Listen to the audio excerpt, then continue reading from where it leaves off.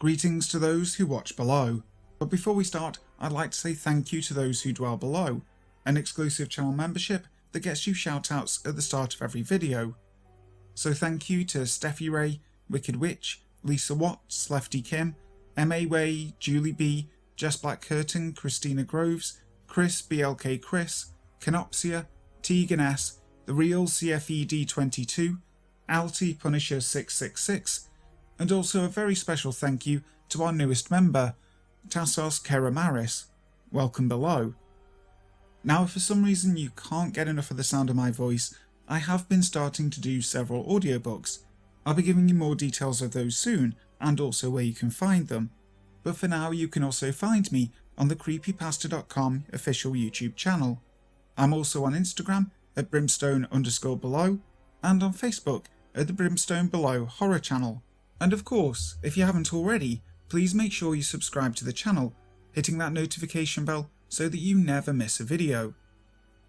But for now, sit back, relax, and enjoy.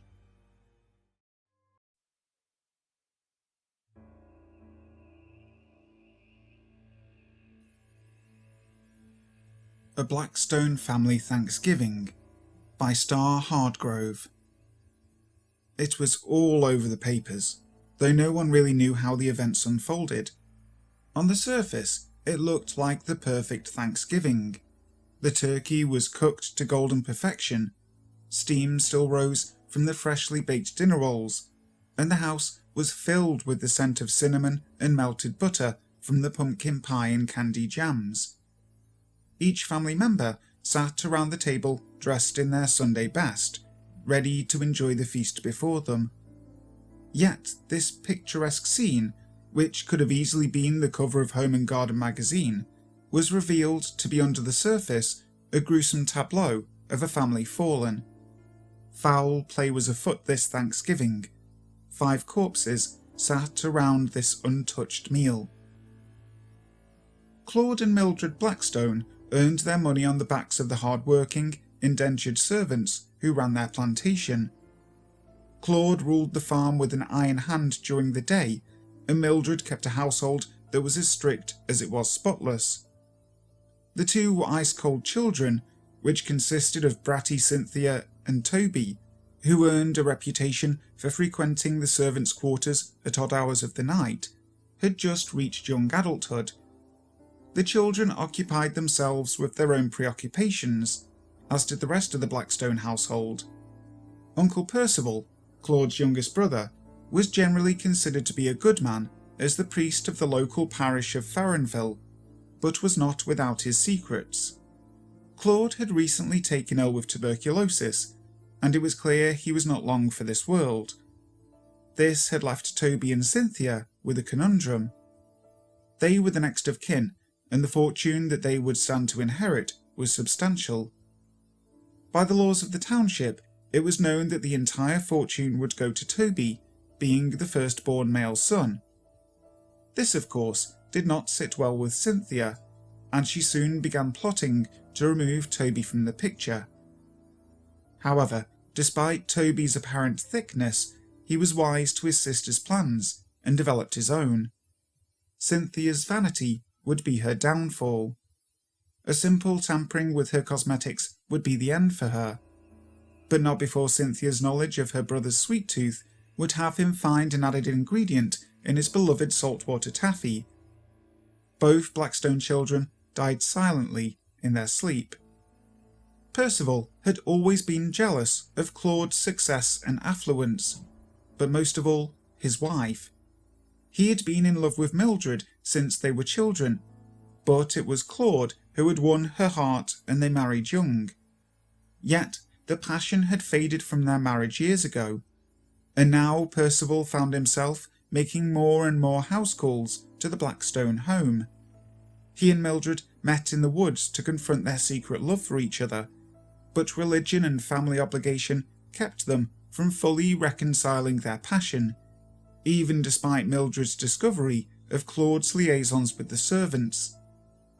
Percival would listen patiently as Mildred confessed her hate for her husband daily. Though he knew that Mildred was a woman scorned, she would never abandon her family. On the night before Thanksgiving, Percival came and met Claude in the kitchen just as he was leaving to rendezvous with the head housekeeper. Claude's breath was stinking of whiskey, and Percival's patience was at an end. The hatred these two had for one another in this moment climaxed from a low simmer to a rolling boil, and neither could suppress it any longer. Claude swung at his brother and missed. Percival, reaching for the only thing he found handy, drove his crucifix directly through his brother's heart. In horror of what he had done, Percival left the kitchen that Thanksgiving Eve and ran to his parish to pray.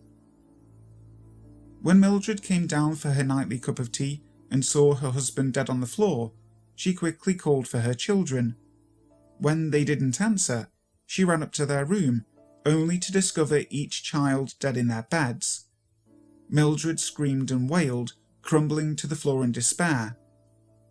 However, moments later, as though nothing had happened, she rose, wiped her tears, and calmly dragged the bodies of her children, one by one, downstairs to the dining room. Then she gathered her husband's body from the kitchen. All night long she prepared them, dressing them in their finest clothes, cleaning their wounds, and arranging them around the table. Percival spent the night praying in the church, and that next morning came to the house ready to confront his sins and beg Mildred's forgiveness. As he reached the house, he called out for Mildred. He heard her familiar, elegant voice echo from the dining hall. "In here." Percival entered. The table was all set for them. The lifeless bodies sat around the Thanksgiving feast. A bottle rested between 2 glasses of wine. Percival's shock and confusion left him speechless. All thoughts of his own confession to Mildred had left his mind. As he stammered to ask Mildred for an explanation, she smiled sweetly and handed him a glass of wine. "Drink," she said, "and we can all be a family again."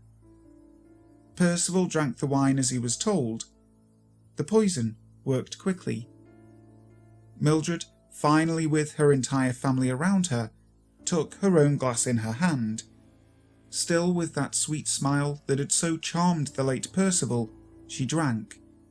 She never screamed as the poison ate its way through her intestines.